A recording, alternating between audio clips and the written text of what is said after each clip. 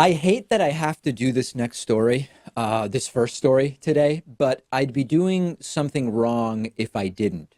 And it's about reaction to the Mueller report, which is not actually the Mueller report. And that reaction and coverage of the Barr report has been truly embarrassing. And I'm talking about reaction from media. I'm talking about reaction from many in the public. To just kind of get everybody up to speed again, we've not seen the Mueller report. Mitch McConnell and William Barr are already working hard to ensure that that full report is never actually seen by the House of Representatives nor by the public. I'll tell you more about that a little bit later today. All we have right now is a 4-page summary of a summary by Donald Trump's partisan Attorney General William Barr. And way too many people on the right and the left have abandoned logic and reason in their reactions and their responses. Now, of course, Donald Trump's reaction was exactly what we predicted, claiming total exoneration. That was written on the wall, tweeting, quote, "No collusion, no obstruction, complete and total exoneration, keep America great." We knew that this is what he would say. But just because Trump plays his predictable role doesn't mean everybody else has to throw critical thinking out the window, which unfortunately has taken place in many enclaves since this 4-page summary went public. Number one, it was too seldom mentioned in the constant coverage of this that we have not seen the Mueller report. Okay, the reporting was all Mueller exonerates, Mueller clears, etc. What we had was a 4-page summary of a summary, as I told you yesterday. We are reacting to a partisan, selective, sanitized summary of Robert Mueller's summary of the investigation. Anybody in the media or on my Twitter or wherever who is pretending that this summary actually tells us what's in the investigation case file is actually damaging the eventual ability to evaluate what it is that Robert Mueller did and didn't find.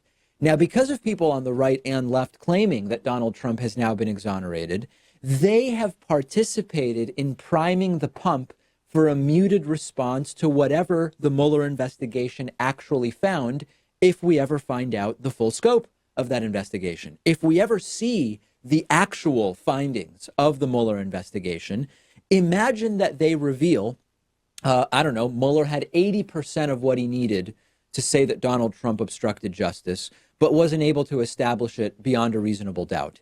Everyone has already reported that the report clears the president, that this is now fake news if it says something that is different than what was reported after Barr's 4-page summary was published. Barr's letter isn't even written in coherent legalese, as I told you yesterday in detail. And there are people in corporate media and some in independent media, and of course in conservative media, and even in so-called left-wing media to some degree, saying the president has been cleared, an unqualified clearing exoneration of the president.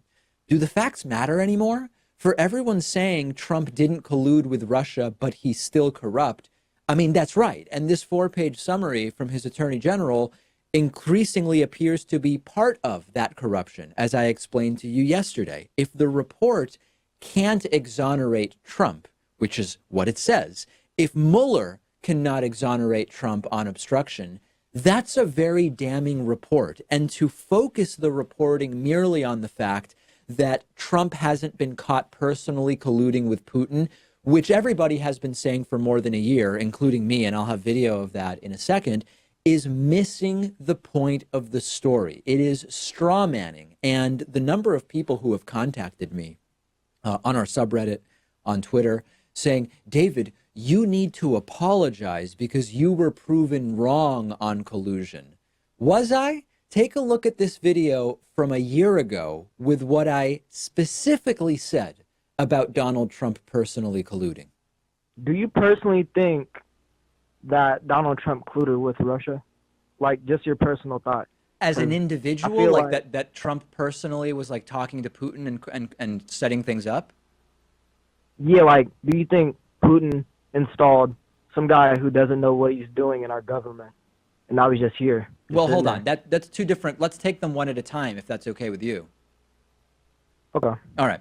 Question one is, do I think Trump was directly involved in coordination with Russian agents? I think the answer is probably no. I think that Trump was aware that his campaign was talking to Russian actors, but I think the likelihood of Yeah, Trump personally coordinating anything is probably close to zero. that's good to hear. Okay. Second part is, do I believe that Russia installed Trump?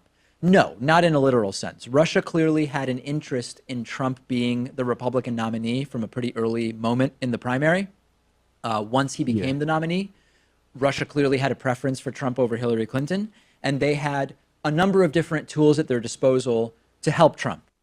So when we pretend that people said things that they didn't, whether it's me or anybody else, we also lose. So let's stop with that, because even people in our audience are embarrassing themselves on this issue.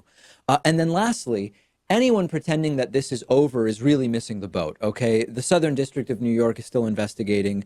Trump's inaugural has now been subpoenaed, totally separate from the Mueller probe. The Trump Organization is now under lawsuits for emoluments violations. The House Ways and Means Committee may well get Donald Trump's tax returns before we know it. But the criticism here isn't that I think Trump personally colluded with Putin. As you saw, I a year ago said I don't think that's the case.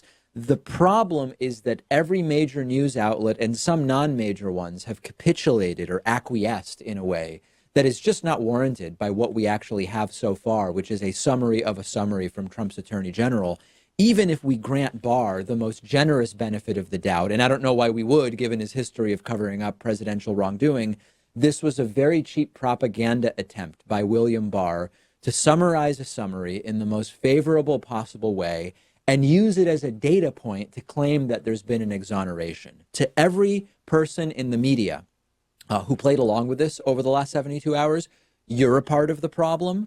And this confirms to everybody saying that the media is liberally biased. They're biased towards sensationalism and towards a coherent narrative. The real story here, the true one, is too complex of a narrative to make a good corporate media story. So instead, it's been probe for a year.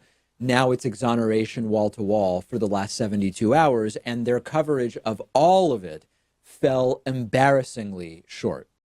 One of today's sponsors is privacy.com/Pakman. This is a free service that I've actually been using myself for a while now, and I love it. You just take a few seconds to link your debit card or bank account to privacy.com's mobile app or browser extension for Firefox and Chrome.